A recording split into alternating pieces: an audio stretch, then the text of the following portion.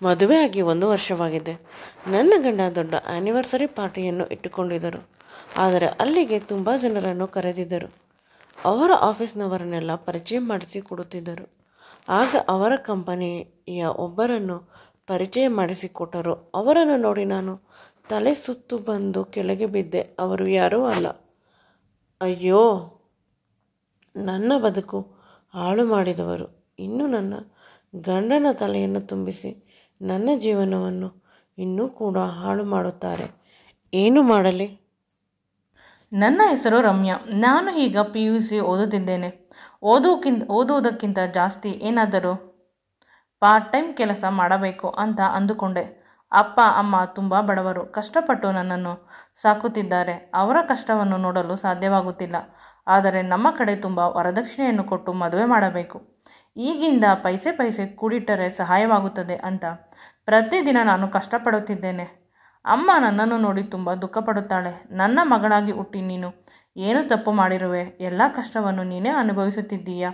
ನಿನ್ನನ್ನು ನೋಡಿದರೆ ನನಗೆ ಸಂಕಟವಾಗುತ್ತದೆ ಅಂತ ಪ್ರತಿದಿನವೂ ಅಳುತ್ತಾಳೆ. ಅಪ್ಪನೂ ಕೂಡ ಸಂಕಟ ಪಡುತ್ತಾರೆ. ನನಗೆ ಒಬ್ಬಳು ಅಕ್ಕ ಇದ್ದಳು. ಅಪ್ಪ ಅಮ್ಮ ತುಂಬ ಚೆನ್ನಾಗಿ ಸಾಕಿದ್ದರು. ಮೊದಲ ಮಗಳು ಅಂತ ತುಂಬ ಪ್ರೀತಿ ಇತ್ತು. ನನಗಿಂತ ಜಾಸ್ತಿ ಅವಳು ಎಂದರೆ ಇಷ್ಟ. ದುರಾದೃಷ್ಟವಶಾತ್ ವಯಸ್ಸಿಗೆ ಬಂದ ನಂತರ ಅವಳು ಕೆಟ್ಟ ಬುದ್ಧಿಯನ್ನು ಕಲಿತು ಶ್ರೀಮಂತರ ಮನೆ ಹುಡುಗನನ್ನು ಪ್ರೀತಿಸಿದಳು.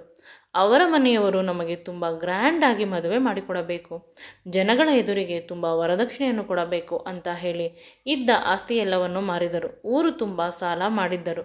ಆ ಸಾಲವನ್ನು ತೀರಿಸಲು ಇದ್ದ ಒಂದೇ ಒಂದು ಮನೆಯನ್ನು ಕೂಡ ಅಪ್ಪ ಮಾರಿಕೊಂಡರು. ಕೊನೆಗೆ ಅಕ್ಕ ನಾನು ಮದುವೆ ಆದ ಮೇಲೆ ಸಹಾಯ ಮಾಡುತ್ತೇನೆ ಅಂತ ಹೇಳುತ್ತಿದ್ದವಳು ಮದುವೆ ಆದ ನಂತರ ನಾವು ಯಾರೋ ಬೇರೆಯವರು, ಸಂಬಂಧವೇ ಇಲ್ಲ ಅನ್ನುವ ರೀತಿ ನೋಡಲು ಶುರು ಮಾಡಿದಳು.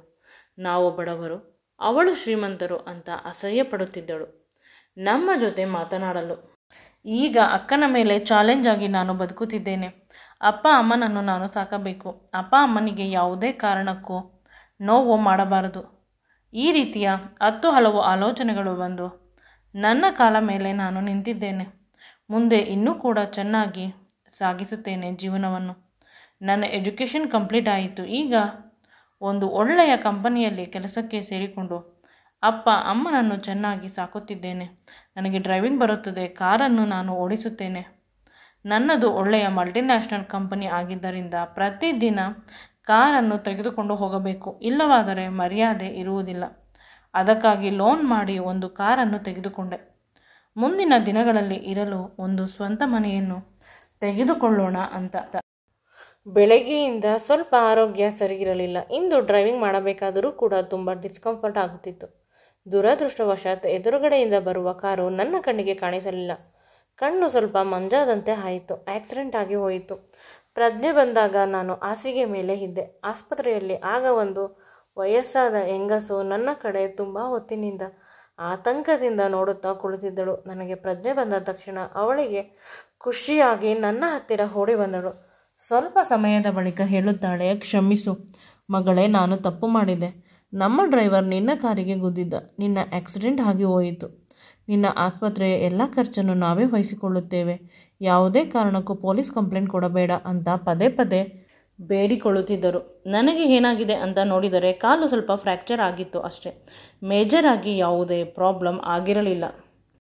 ಅಯ್ಯೋ ಅಂತ ಅನಿಸಿತು. ಹೋಗಲೇ ಬಿಡಿ ಆಂಟಿ, ಯಾರೂ ಬೇಕು ಅಂತ ಮಾಡುವುದಿಲ್ಲ. ನೀವು ಏಕೆ ಇಷ್ಟೊಂದು ಟೆನ್ಷನ್ ಮಾಡಿಕೊಳ್ಳುತ್ತಿದ್ದೀರಾ? ನಾನು ಯಾವುದೇ ಕಾರಣಕ್ಕೂ ಕಂಪ್ಲೇಂಟ್ ಕೊಡುವುದಿಲ್ಲ. ನನಗೆ ಆರೋಗ್ಯ ಸರಿ ಇರಲಿಲ್ಲ, ಆಕ್ಸಿಡೆಂಟ್ ಆಯಿತು ಅಂತ ಹೇಳುತ್ತೇನೆ ಅಂತ ಹೇಳಿದೆ. ಅಷ್ಟರಲ್ಲಿ ಯಾರೋ ಒಬ್ಬ ತುಂಬ ಸುಂದರವಾದ ಹ್ಯಾಂಡ್ಸಮ್ ಆದ ಬಿಸ್ನೆಸ್ ಮ್ಯಾನ್ ಒಳಗಡೆ ಬಂದ. ಅವನನ್ನು ಯಾವುದೋ ಮ್ಯಾಗ್ಝಿನ್ನಲ್ಲಿ ನೋಡಿದ್ದೆ. Best business man of the year ಅವಾರ್ಡನ್ನು ತೆಗೆದುಕೊಂಡಿದ್ದ ಪ್ರಕಾಶ್ ಹೆಗ್ಡೆ ಅವರನ್ನು ನಾನು ನೋಡುತ್ತಿರುವುದು ಅದೃಷ್ಟ ಅಂತ ಅಂದುಕೊಂಡೆ. ಪ್ರಕಾಶ್ ಹೆಗ್ಡೆ ಹತ್ತಿರ ಹೋಗಿ ಈ ಹುಡುಗಿಗೆ ಆಕ್ಸಿಡೆಂಟ್ ಆಗಿದ್ದು ನಾನು ಹೇಳಿದ ಹಾಗೆ ಹೇಳಲು ಪೊಲೀಸ್ನವರ ಹತ್ತಿರ ಒಪ್ಪಿಕೊಂಡಿದ್ದಾಳೆ. ಅವಳಿಗೆ ನಮ್ಮ ಧನ್ಯವಾದ ತಿಳಿಸು ಅಂತ ಹೇಳಿದರೆ ಪ್ರಕಾಶ್ ಹೆಗ್ಡೆ ಸರ್ ಬಂದು ಥ್ಯಾಂಕ್ಸ್ ನೀವು ಮಾಡಿದ ಸಹಾಯಕ್ಕೆ ಅಂತ ಹೇಳುತ್ತಾರೆ. ಥ್ಯಾಂಕ್ಸ್ ಏನೂ ಬೇಡ ಸರ್, ನನಗೆ ನಿಮ್ಮ ಕಂಪನಿಯಲ್ಲಿ ಒಂದು ಚೆನ್ನಾಗಿರುವ ಕೆಲಸ ಕೊಡಿ, ನನ್ನ ಬಯೋಡಾಟಾವನ್ನು ಕಳಿಸುತ್ತೇನೆ, ಪ್ಲೀಸ್, ನನಗೂ ಸಹಾಯವಾಗುತ್ತದೆ ಅಂತ ಹೇಳಿದೆ. ಅಷ್ಟರಲ್ಲಿ ಆಂಟಿ ಕೆಲಸ ಕೊಡದೆ ಇನ್ನೇನು ಕೊಡುತ್ತಾನೆ, ನಾನು ಹೇಳಿದ ಮೇಲೆ ಮುಗೀತು ಅಂತ ಹೇಳಿ ಸರನ್ನು ಮಾತನಾಡಿಸಲು ಬಿಡಲಿಲ್ಲ. ಸರ್, ಎಲ್ಲದರಲ್ಲೂ ನಾನು ಟಾಪರ್, ಬೇಕಾದರೆ ನನ್ನ ಬಯೋಡಾಟಾವನ್ನು ನೋಡಿ ಅಂತ ಅಲ್ಲೇ ಇದ್ದ ಅಮ್ಮನ ಕೈಯಲ್ಲಿ ಫೋನನ್ನು ತೆಗೆದುಕೊಂಡು ಅಲ್ಲಿಂದ ಕಳಿಸಿದೆ. ಆಗ ಪ್ರಕಾಶ್ ತುಂಬ ಖುಷಿಪಟ್ಟರು. ಈ ರೀತಿಯ ಅದ್ಭುತ ಪ್ರತಿಭೆಗಳು ನಮ್ಮ ಕಂಪನಿಗೆ ಸೇರಿದರೆ ನಮ್ಮ ಕಂಪನಿ ಉದ್ಧಾರವಾಗುತ್ತದೆ. ನೀನು ಹೆದರಬೇಡ, ತುಂಬ ಸುಖದಿಂದ ಇರು. ಬದುಕಿನಲ್ಲಿ ಏನೇ ಆದರೂ ಕಷ್ಟ, ಏನೇ ನೋವಾದರೂ ನಾನಿರುವೆ ಅಂತ ಸರಿ ಹೇಳುತ್ತಾರೆ. ಸಂಪೂರ್ಣವಾಗಿ ಚೇಂಜ್ ಆಯಿತು. ಎಲ್ಲೋ ಒಂದು ಕಡೆ ಸಂದರ್ಶನದಲ್ಲಿ ಕೇಳಿದ್ದೆ, ಅವರಿಗೆ ಬಡವರ ಮಕ್ಕಳು ತುಂಬ ಚೆನ್ನಾಗಿ ಓದಿದರೆ ಅವರು ಇಷ್ಟವಾಗುತ್ತಾರಂತೆ. ನಂತರ ಆಂಟಿ ಕೂಡ ನನಗೆ ಬಾಯ್ ಹೇಳಿ ಮನೆಗೆ ಹೋದರು. ಬೇಡ ಅಂದರು. ನನ್ನ ಕೈಯಲ್ಲಿ ಒಂದಷ್ಟು ದುಡ್ಡನ್ನು ಇಟ್ಟು ಆಸ್ಪತ್ರೆಯ ಬಿಲ್ಲನ್ನು ನಾನೇ ಕಟ್ಟಿ ಹೋಗಿರುತ್ತೇನೆ. ಈ ಆಸ್ಪತ್ರೆ ನಮಗೆ ಗೊತ್ತಿರುವವರದೇ. ನೀನು 1 ರೂಪಾಯಿ ಕೂಡ ಕಟ್ಟಬಾರದು, ನನ್ನಾಣೆ ಅಂತ ಹೇಳಿ ಹೋದರು. 1 ತಿಂಗಳು ಬೇಕಾಯಿತು ನನ್ನ ಆರೋಗ್ಯ ಸುಧಾರಿಸಲು. ನಂತರ ನಾನು ಪ್ರಕಾಶ್ ಸರ್ ಆಫೀಸ್ಗೆ ಹೋಗಿ ನನ್ನನ್ನು ನೆನಪು ಮಾಡಿದೆ. ಆಗ ಅವರು ತಕ್ಷಣ ನನ್ನನ್ನು ಅವರ ಅಸಿಸ್ಟೆಂಟ್ ಕೆಲಸ ಖಾಲಿ ಇದೆ, ಸದ್ಯಕ್ಕೆ ಮಾಡುತ್ತೀಯಾ? ಏಕೆಂದರೆ ನಿನ್ನ ಮಾರ್ಕ್ಸ್ಗಳನ್ನು, ನೀನು ಮಾತನಾಡುವುದನ್ನು ನೋಡಿ ನನಗೆ ಅರ್ಥವಾಯಿತು. ನೀನು ತುಂಬ ಬ್ರಿಲಿಯಂಟ್ ಅಂತ. ನನಗೆ ತುಂಬ ಅಸಿಸ್ಟೆಂಟ್ ಬೇಕಾಗಿದೆ ಅಂತ ಹೇಳಿದರು. ಕೆಲಸ ಜಾಯ್ನ್ ಆದೆ. ತುಂಬ ಚೆನ್ನಾಗಿತ್ತು ಕೆಲಸ ಸರ್. ತುಂಬ ನಾನು ಕೂಡ ಕೆಲಸ ಮ್ಯಾಚ್ ಆಗುತ್ತಿತ್ತು. ತುಂಬ ಹೊಸ ಪ್ರಾಜೆಕ್ಟ್ಗಳನ್ನು ನಾವಿಬ್ಬರು ಮಾಡುತ್ತಿದ್ದೆವು. ಸರ್ನ ಇಷ್ಟ ಕಷ್ಟಗಳು ಎಲ್ಲವೂ ಕೂಡ ನನಗೆ ತಿಳಿಯುತ್ತಿತ್ತು. ಆದರೆ ಸರ್ ನನ್ನನ್ನು ಅಬ್ಸರ್ವ್ ಮಾಡುತ್ತಿಲ್ಲ ಅಂತ ಅಂದುಕೊಳ್ಳುತ್ತಿದ್ದೆ. ಇದ್ದಕ್ಕಿದ್ದಂತೆ ನನ್ನ ಹತ್ತಿರ ಕೇಳಿಯೇ ಬಿಟ್ಟರು. ಇಂದು ನಮ್ಮ ಆಫೀಸ್ನವರು ಯಾರೋ ಒಬ್ಬರು ಮದುವೆ ಕಾರ್ಡನ್ನು ಸರ್ಗೆ ಕೊಟ್ಟು ಹೋದರು. ನಂತರ ಸರ್ ಕೇಳುತ್ತಾರೆ, ನಾನು ನಿಮ್ಮನ್ನು ತುಂಬ ಪ್ರೀತಿಸುತ್ತಿದ್ದೇನೆ, ನೀವು ಒಪ್ಪಿಕೊಂಡರೆ ನಿಮ್ಮ ಮನೆಯಲ್ಲಿ ಬಂದು ಕೇಳುತ್ತೇನೆ. ನಾನು ನಾಚಿಕೆಯಿಂದ ಹೌದು ಅಂತ ಹೇಳಿದೆ. ಸರನ್ನು ಬೇಡ ಅಂತ ಹೇಳಲು ಸಾಧ್ಯವಿರಲಿಲ್ಲ. ನಮ್ಮ ಮನೆಯಲ್ಲಿ ಒಪ್ಪಿಕೊಂಡರು. ಈಗ ನನ್ನ ಅಕ್ಕ ಕೂಡ ನನ್ನ ಜೊತೆ ಚೆನ್ನಾಗಿದ್ದಾಳೆ. ಬಹಳ ಬೇಗ ಸರೇ ಅವರ ಖರ್ಚನ್ನು ಹಾಕಿ ಮದುವೆ ಮಾಡಿಕೊಂಡರು. ಎಲ್ಲಕ್ಕಿಂತ ಹೆಚ್ಚಾಗಿ ನನಗೆ ಖುಷಿ ಇರುವುದು ಸರ್ಗಿಂತ ಜಾಸ್ತಿ ಅವರ ಅಮ್ಮ. ಅವರು ನನ್ನನ್ನು ತುಂಬ ಪ್ರೀತಿಸುತ್ತಾರೆ, ನನ್ನನ್ನು ಸ್ವಂತ ಮಗಳ ರೀತಿ ನೋಡಿಕೊಳ್ಳುತ್ತಾರೆ. ಆ ಮನೆಯಲ್ಲಿ ನನಗೆ ಎಲ್ಲವೂ ಸಿಗುತ್ತದೆ ಅಂತ ಆಸೆ ಕಣ್ಣುಗಳಿಂದ ಹೋದೆ. ಮೊದಲು ಎಲ್ಲ ಚೆನ್ನಾಗಿತ್ತು. ದಿನಗಳು ಕಳೆದಂತೆ ಅತ್ತೆಯ ಆರೋಗ್ಯದಲ್ಲಿ ಏರುಪೇರು ಆಗುತ್ತಿತ್ತು. ಮನೆಯ ಜವಾಬ್ದಾರಿ ಕೂಡ ಜಾಸ್ತಿಯಾಯಿತು. ನಮ್ಮ ಮನೆಯವರು ತುಂಬ ಬ್ಯುಸಿ ಇರುತ್ತಾರೆ. ಮನೆಯಲ್ಲಿ ಏನಾಗುತ್ತದೆ, ಏನೂ ಆಗುವುದಿಲ್ಲ, ಯಾವುದೇ ವಿಷಯದ ಬಗ್ಗೆ ಅವರ ಗಮನ ಇರುತ್ತಿರಲಿಲ್ಲ. ಕೇವಲ ಅವರ ಕೆಲಸ, ಅವರ ಮನೆಯವರು ಎಲ್ಲವನ್ನು ನಾನು ನೋಡಿಕೊಳ್ಳಬೇಕಾಗಿತ್ತು. ಮನೆ ದೊಡ್ಡದಾದಷ್ಟು ಕೆಲಸ ಜಾಸ್ತಿ. ಕೆಲಸದವರು ಇದ್ದರೂ ಅವರ ಹತ್ತಿರ ಕೆಲಸ ಮಾಡಿಸಬೇಕು. ಸಂಬಳ ಚೆನ್ನಾಗಿ ತೆಗೆದುಕೊಂಡು ಯಾರೂ ಚೆನ್ನಾಗಿ ಕೆಲಸ ಮಾಡುವುದಿಲ್ಲ.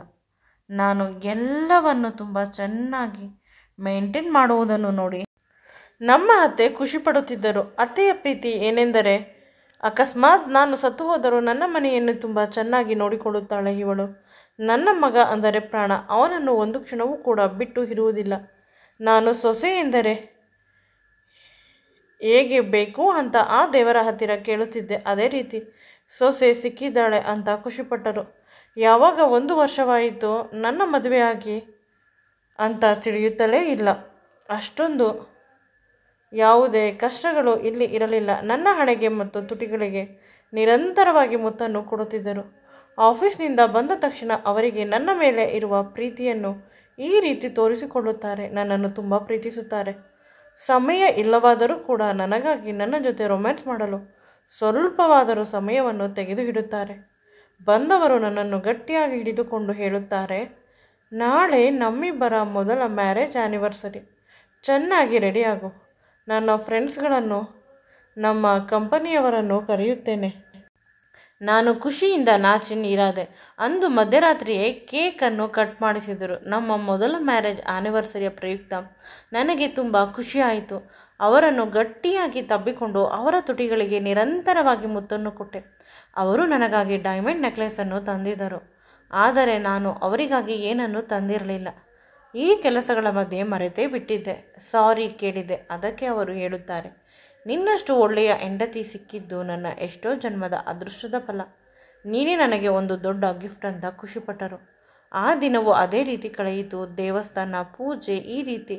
ಸಂಜೆ ಅವರ ಪಾರ್ಟಿಗೆ ಇಬ್ಬರೂ ಕೂಡ ಒಂದೇ ರೀತಿಯ ಬಟ್ಟೆಯನ್ನು ಹಾಕಿಕೊಂಡು ಅವರು ಕುರ್ತಾ ಹಾಕಿಕೊಂಡರೆ ನಾನು ಸೀರೆಯನ್ನು, ಬ್ಲೂ ಕಲರ್ ಟ್ರಾನ್ಸ್ಪರೆಂಟ್ ಸೀರೆಯನ್ನು ಉಟ್ಟಿಕೊಂಡೆ. ಅದಕ್ಕೆ ಮ್ಯಾಚ್ ಆಗುವ hair style, matching bangles, earrings, jewels ಪ್ರತಿಯೊಂದು ಮ್ಯಾಚಿಂಗ್ ತೆಗೆದುಕೊಂಡೆ.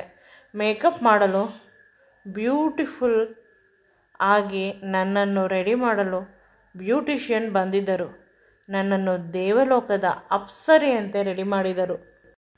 ನನ್ನನ್ನು ನೋಡಿ ನನ್ನ ಗಂಡ ಕಳೆದು ಹೋದರು. ಪ್ರತಿದಿನವೂ ದಿನದಿಂದ ದಿನಕ್ಕೆ ನಿನ್ನ ಸೌಂದರ್ಯ ಹೆಚ್ಚಾಗುತ್ತಿದೆ. ಏನು ಮಾಡುತ್ತೀಯಾ ಅದಕ್ಕೆ ಅಂತ ಕೇಳಿದೆ. ನಾನು ಏನೂ ಮಾಡುವುದಿಲ್ಲ. ನಿಮಗೆ ನನ್ನ ಮೇಲೆ ಇರುವ ಪ್ರೀತಿ ಹೆಚ್ಚಾಗುತ್ತಿದೆ. ಅದಕ್ಕೆ ನಾನು ಅಷ್ಟೊಂದು ಸುಂದರವಾಗಿ ಕಾಣುವುದು ಅಷ್ಟೇ. ಇಬ್ಬರು ಆ ಕ್ಷಣವನ್ನು ತುಂಬ ಮಧುರವಾಗಿ ಆನಂದವಾಗಿ ಅನುಭವಿಸಿದೆವು. ನಂತರ ಹೊರಗಡೆ ಕರೆದುಕೊಂಡು ಬಂದು ಎಲ್ಲರಿಗೂ ಪರಿಚಯ ಮಾಡಿಸಿಕೊಟ್ಟರು. ನನ್ನನ್ನು ಒಬ್ಬೊಬ್ಬರಾಗಿ ಪರಿಚಯ ಮಾಡಿಕೊಳ್ಳುತ್ತಿದ್ದರು. ಅದರಲ್ಲಿ ಅವರ ಕಂಪನಿಗೆ ಇತ್ತೀಚೆಗೆ ಸೇರಿರುವ ಮ್ಯಾನೇಜರನ್ನು ಪರಿಚಯಿಸಿದರು. ಅವನನ್ನು ನೋಡಿ ನಾನು ಅಲ್ಲೇ ತಲೆಸುತ್ತು ಬಂದು ಕೆಳಗೆ ಬಿದ್ದು ಬಿಟ್ಟೆ. ಅವನು ಬೇರೆ ಯಾರೂ ಅಲ್ಲ. ನನಗೆ ಪ್ರಜ್ಞೆ ಬಂದಾಗ ಕೂಡ ಅವನು ನನ್ನ ಕಣ್ಣು ಎದುರಿಗೆ ಇದ್ದಾನೆ. ನನ್ನ ಗಂಡ ಪದೇ ಪದೇ ಕೇಳುತ್ತಿದ್ದಾನೆ. ನನ್ನ ತಲೆ ತಿರುಗುತ್ತಿದೆ, ನನಗೆ ಸ್ವಲ್ಪ ರೆಸ್ಟ್ ಬೇಕು, ಮಲಗುತ್ತೇನೆ ಅಂತ ಹೇಳಿದೆ. ನನ್ನ ಗಂಡ ಲೈಟನ್ನು ಆಫ್ ಮಾಡಿ ಬೆಡ್ಶೀಟನ್ನು ಒದ್ದಿಸಿ ಹೊರಗೆ ಹೋದರು. ಆಗ ನನಗೆ ಹಳೆಯ ನೆನಪುಗಳು ನೆನಪಾದವು. ನಾನು PUCಯಲ್ಲಿ ಓದಬೇಕಾದರೆ ಪಾರ್ಟ್ ಟೈಮ್ ಕೆಲಸ ಮಾಡುತ್ತಿದ್ದೆ.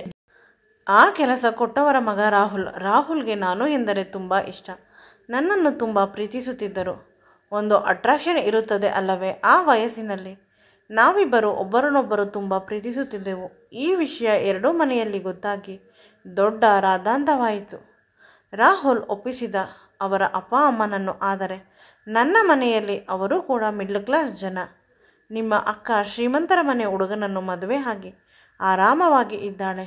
ನೀನು ಬಡವರ ಮನೆಯ ಹುಡುಗನನ್ನು ಮದುವೆ ಆಗಿ ಕಷ್ಟಪಡುವೆ, ಬೇಡವೇ ಬೇಡ ಅಂತ ಅಪ್ಪ ಹೇಳಿದರು. ನಂತರ ಪದೇ ಪದೇ ಅವನಿಗೆ ಫೋನ್ ಮಾಡುತ್ತಲೇ ಇದ್ದೆ. ಫೋನ್ ಮೊದಲು ರಿಂಗ್ ಆಗುತ್ತಿತ್ತು, ಆನಂತರ ಸ್ವಿಚ್ ಆಫ್ ಆಯಿತು. ಅವರ ಮನೆ ಹತ್ತಿರ ಹೋದರೆ ಅಲ್ಲಿ ಮನೆಗೆ ಬೀಗ ಹಾಕಿತ್ತು. ಅವರೆಲ್ಲ ಊರನ್ನು ಬಿಟ್ಟು ಹೊರಟು ಹೋಗಿದ್ದಾರೆ ಅಂತ ಹೇಳಿದರು. ಅವರ ಪಕ್ಕದ ಮನೆಯವರು ತುಂಬ ಸುಸ್ತು ದಣಿವಾಗಿ ಅಷ್ಟೊಂದು ಮೋಸವನ್ನು ಹೊಟ್ಟೆಯಲ್ಲಿ ಇಟ್ಟುಕೊಂಡು ಬಂದೆ. ಅಷ್ಟೊಂದು ಪ್ರೀತಿಸುತ್ತಿದ್ದೆ ಅವನನ್ನು. ಕೊನೆಗೆ ಎಲ್ಲ ಆಲೋಚನೆಗಳನ್ನು ಪಕ್ಕಕ್ಕಿಟ್ಟು ಅಪ್ಪ ಅಮ್ಮನಿಗಾಗಿ ಬದುಕಲು ಆರಂಭಿಸಿದೆ. ಅಪ್ಪ ಅಮ್ಮ ಎಂದರೆ ನನ್ನ ಪ್ರಾಣ. ಎಲ್ಲರೂ ನನ್ನ ಕೈಯನ್ನು ಬಿಟ್ಟು ಹೋದರು. ನಂಬಿಕೆ, ಆದರೆ ಇವರು ಮಾತ್ರ ಬಿಟ್ಟು ಹೋಗಿಲ್ಲ. ಆದರೆ ಇಂದು ಅದೇ ಮನುಷ್ಯ ನನ್ನ ಕಣ್ಣ ಎದುರಿಗೆ ಬಂದು ನಿಂತಿದ್ದಾನೆ. ಆಸೆಯ ಕಣ್ಣುಗಳಿಂದ ನನಗೆ ಎಲ್ಲಕ್ಕಿಂತ ಹೆಚ್ಚಿಗೆ ನೋವಾಗುತ್ತಿರುವುದು ಅವನ ಕಣ್ಣುಗಳಲ್ಲಿ ಇನ್ನೂ ಅದೇ ಪ್ರೀತಿ ಇದೆ ನನ್ನ ಮೇಲೆ. ಆದರೆ ನಾನು ಪ್ರೀತಿಸಲು ಸಾಧ್ಯವಿಲ್ಲ. ನನಗೆ ಮದುವೆ ಆಗಿದೆ ಅಂತ ಮನಸ್ಸಿಗೆ ಅಂದುಕೊಂಡರು. ಅವನ ಮುದ್ದಾದ ಮುಖವನ್ನು ನೋಡಿದ ತಕ್ಷಣ ಮನಸ್ಸು ಬಹಳ ಬೇಗ ಜಾರಿ ಬಿಡುತ್ತದೆ. ಅವನು ಫೋನ್ ನಂಬರನ್ನು ನನ್ನ ದಿಂಬಿನ ಕೆಳಗಡೆ ಇಟ್ಟು ಹೋದ. ನಾನು ನೋಡುತ್ತಿದ್ದೇನೆ ಅನ್ನುವ ಉದ್ದೇಶ ಅವನದು ಇರುತ್ತದೆ. ನಾನು ಮಾಡಲಿಲ್ಲ. ತುಂಬ ಕೋಪವಿತ್ತು. ಅರ್ಧ ದಾರಿಯಲ್ಲಿ ಬಿಟ್ಟು ಹೋದವನಿಗೆ ಏಕೆ ಫೋನ್ ಮಾಡಬೇಕು ಅಂತ. 2-3 ದಿನಗಳ ನಂತರ ಅದೇ ನಂಬರ್ನಿಂದ ಆ ಕಡೆಯಿಂದ ಕಾಲ್ ಬಂತು. ನಾನು ರಿಸೀವ್ ಮಾಡಿ ಏನೂ ಮಾತನಾಡಲಿಲ್ಲ. ಅವನು ಹೇಳಿದ, ಪ್ಲೀಸ್ ಇಂದು ಹೋಟೆಲ್ ತಾಜ್ಗೆ ಬಾ, ನಿನ್ನ ಜೊತೆ ಸ್ವಲ್ಪ ಮಾತನಾಡಬೇಕು ಅಂತ. ನಾನು ಬೇಡ ಅಂತ ಎಷ್ಟು ಬಾರಿ ಅಂದುಕೊಂಡರೂ ನನ್ನ ಮನಸ್ಸು ಬಿಟ್ಟಿಲ್ಲ. ರಾಹುಲ್ ಕಡೆ ಎಳೆಯುತ್ತಿದ್ದೆ, ಏಕೆಂದರೆ ಒಂದು ಬಾರಿ ಅವನನ್ನು ಪ್ರಾಣಕ್ಕಿಂತ ಹೆಚ್ಚಾಗಿ ಪ್ರೀತಿಸುತ್ತಿದ್ದೆ. ಅವನು ಏನು ಹೇಳುತ್ತಾನೆ ನೋಡೇ ಬಿಡೋಣ ಅಂತ ಅವನು ಹೇಳಿದ ಹೋಟೆಲ್ಗೆ ಹೋದೆ. ಅವನು ನನ್ನನ್ನು ನೋಡಿದ ತಕ್ಷಣ ಖುಷಿಯಿಂದ ಕುಣಿದ. ಹೋಟೆಲ್ ನಂಬರ್ 1 ಕರೆದುಕೊಂಡು ಹೋದ. ನನ್ನ ಕೈಯನ್ನು ಹಿಡಿದುಕೊಂಡು ಅಳಲು ಶುರು ಮಾಡುತ್ತಾನೆ. ನನ್ನನ್ನು ಏಕೆ ಬಿಟ್ಟು ಹೋದೆ? ನನಗೆ ಆಶ್ಚರ್ಯವಾಯಿತು. ನಾನು ಎಲ್ಲೂ ಹೋಗಿಲ್ಲ, ನೀನು ಬಿಟ್ಟು ಹೋಗಿದ್ದು ಅಂತ. ಇಲ್ಲ, ನಿಮ್ಮ ಮನೆಯ ಹತ್ತಿರ ಬಂದಿದ್ದೆ. ನೀನು ಇರಲಿಲ್ಲ. ಮನೆ ಬೀಗ ಹಾಕಿತ್ತು. ಪಕ್ಕದ ಮನೆಯವರು ಹೇಳಿದರು ನೀನು ಹೊರಟು ಹೋಗಿದ್ದೀಯಾ ಅಂತ. ನನಗೆ ಆಶ್ಚರ್ಯವಾಗಿ ಅದು ಹೇಗೆ ಸಾಧ್ಯ ಅಂತ ಕೇಳಿದೆ.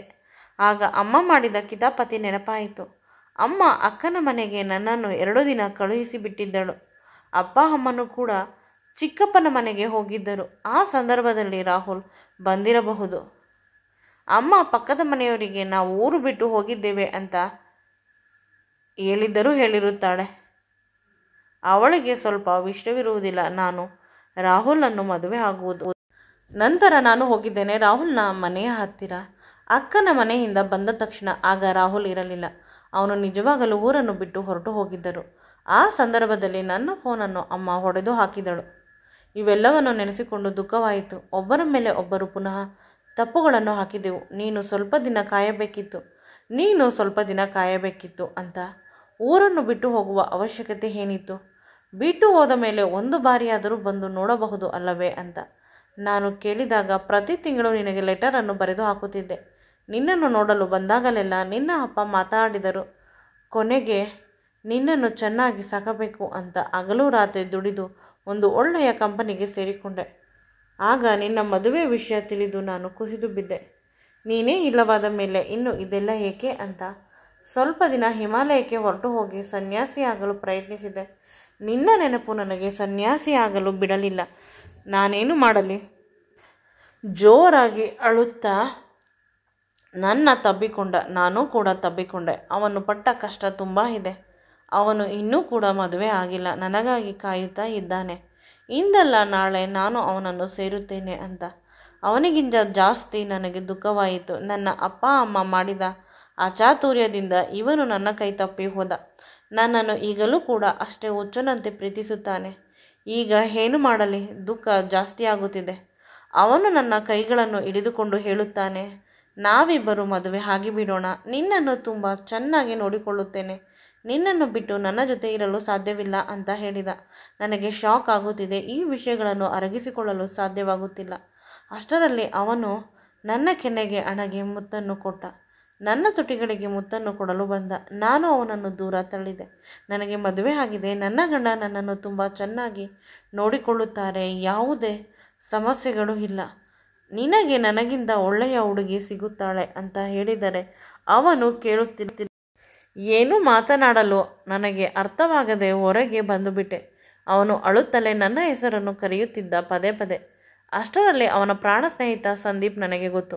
ಅವನಿಗೆ ಫೋನ್ ಮಾಡಿ ಎಲ್ಲ ವಿಷಯವನ್ನು ಹೇಳಿದೆ. ಆಗ ಅವನು ಕೂಡ ಹೋಟೆಲ್ನ ಹತ್ತಿರ ಹೋಗಿ, ಈಗಲೇ ಅವನನ್ನು ಕರೆದುಕೊಂಡು ಹೋಗುತ್ತೇನೆ. ನಾಳೆ ಯಾವುದಾದರೂ ಒಳ್ಳೆ ಡಾಕ್ಟರ್ ಹತ್ತಿರ ಕೌನ್ಸಲಿಂಗ್ ಕೊಡಿಸುತ್ತೇನೆ. ಯಾವುದೇ ರೀತಿಯ ಯೋಚನೆ ಮಾಡಬೇಡಿ. ಅವನ ಸಂಪೂರ್ಣವಾದ ಜವಾಬ್ದಾರಿ ನನ್ನದು ಅಂತ ಹೇಳಿದರು.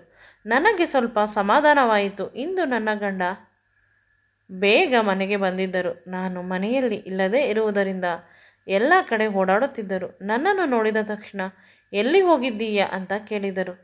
ಅವರ ಮುದ್ದಾದ ನಿಷ್ಕಲ್ಮಶವಾದ ಮುಖವನ್ನು ನೋಡಿದ ಕ್ಷಣ ನನಗೆ ಹೋಟೆಲ್ ರೂಮಿನಲ್ಲಿ ನಡೆದಿದ್ದು ನೆನಪಾಗಿ ತಲೆ ಸುತ್ತು ಬಂತು. ನಂತರ ಎಚ್ಚರವಾದಾಗ ತಿಳಿಯಿತು, ನಾನು ಹಾಸಿಗೆ ಮೇಲಿದ್ದೆ. ನನ್ನ ಕೈಯನ್ನು ನನ್ನ ಗಂಡ ಹಿಡಿದುಕೊಂಡು ಕುಳಿತಿದ್ದಾನೆ. ಆತಂಕದಿಂದ ನನಗೆ ಒಂದು ಇರುವೆ ಕಚ್ಚಿದರೂ ಕೂಡ ಅವನಿಗೆ ಭಯವಾಗುತ್ತದೆ. ಫ್ಯಾಮಿಲಿ ಡಾಕ್ಟರ್ ಬಂದಿದ್ದರು. ಅವರು ನನ್ನ ಎಲ್ಲ ಚೆಕಪ್ಗಳನ್ನು ಮಾಡಿ ಹೇಳುತ್ತಾರೆ, ನಿಮ್ಮ ಹೆಂಡತಿ ಪ್ರೆಗ್ನೆಂಟ್ ಆಗಿದ್ದಾಳೆ ಅಂತ. ಅಷ್ಟರಲ್ಲಿ ನಮ್ಮಿಬ್ಬರ ಖುಷಿ ಹೇಳತೀರದು. ಇಬ್ಬರು ನೆಲದ ಮೇಲೆ ಇರಲಿಲ್ಲ. ಅಷ್ಟು ಖುಷಿಯಿಂದ ಇದ್ದವು. ನನ್ನ ಗಂಡ ಅಂತ ಅಷ್ಟು ಖುಷಿಯಿಂದ ಇದ್ದಿದ್ದನ್ನು ನಾನು ಎಂದೂ ಕೂಡ ನೋಡಿರಲಿಲ್ಲ. ಅತ್ತೆ ಮನೆಯ ಕೆಲಸದವರು ಎಲ್ಲರೂ ಕೂಡ ಖುಷಿಪಟ್ಟರು. ನನ್ನ ಗಂಡ ಗಟ್ಟಿಯಾಗಿ ತಬ್ಬಿಕೊಂಡು ನನ್ನನ್ನು ಕೇಳಿದರು, ನಿನಗೆ ಏನು ಬೇಕು ಕೇಳು, ನಾನು ಕೊಡುತ್ತೇನೆ. ಆದರೆ ಎಂದೂ ಕೂಡ ನನ್ನನ್ನು ಬಿಟ್ಟು ಹೋಗುವ ಪ್ರಯತ್ನ ಮಾಡಬೇಡ ಅಂತ ಹೇಳಿದರು.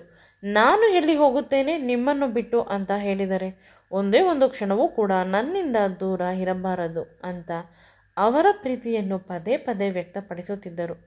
ಇಷ್ಟೊಂದು ಸುಂದರವಾದ ನೆಮ್ಮದಿಯಾದ ಬದುಕು ಇರಬೇಕಾದಾಗ ರಾಹುಲ್ ಮಾಡಿದ ವಿಷಯದಿಂದ ಮನಸ್ಸಿಗೆ ಸ್ವಲ್ಪ ನೋವಾಯಿತು. ಆದರೂ ಕೂಡ ರಾಹುಲ್ ನನ್ನ ಮನಸ್ಸಿನಲ್ಲಿ ಇರುವ ಹಳೆಯ ಗಾಯ, ಅದನ್ನು ಸಂಪೂರ್ಣವಾಗಿ ಮರೆತು ನನ್ನ ಗಂಡನಿಗೆ ಯಾವಾಗಲೂ ನಾನು ನಿಷ್ಠೆಯಿಂದ ಇರಬೇಕು ಅಂತ ಅವರನ್ನು ತಬ್ಬಿಕೊಂಡು ಪುನಃ ಅವರ ತುಟಿಗಳಿಗೆ ನಾನೇ ಮುತ್ತನ್ನು ಕೊಟ್ಟೆ. ಈ ಮಗು ನಮ್ಮಿಬ್ಬರ ಸುಂದರವಾದ ಬದುಕಿನ ಭದ್ರ ಬುನಾದಿ. ಈ ಬದುಕು ಹೀಗೆ ಸುಂದರವಾಗಿ ಸಾಗಿ ನಡೆಯಲಿ ಸಂತೋಷದಿಂದ, ಅಲ್ಲವೇ? ಈ ವಿಡಿಯೋ ನಿಮಗೆ ಇಷ್ಟವಾಗಿದ್ದಲ್ಲಿ ನನ್ನ ಚಾನಲನ್ನು ಲೈಕ್ ಮಾಡಿ, ಶೇರ್ ಮಾಡಿ ಮತ್ತು ಸಬ್ಸ್ಕ್ರೈಬ್ ಮಾಡಿ. Thank you.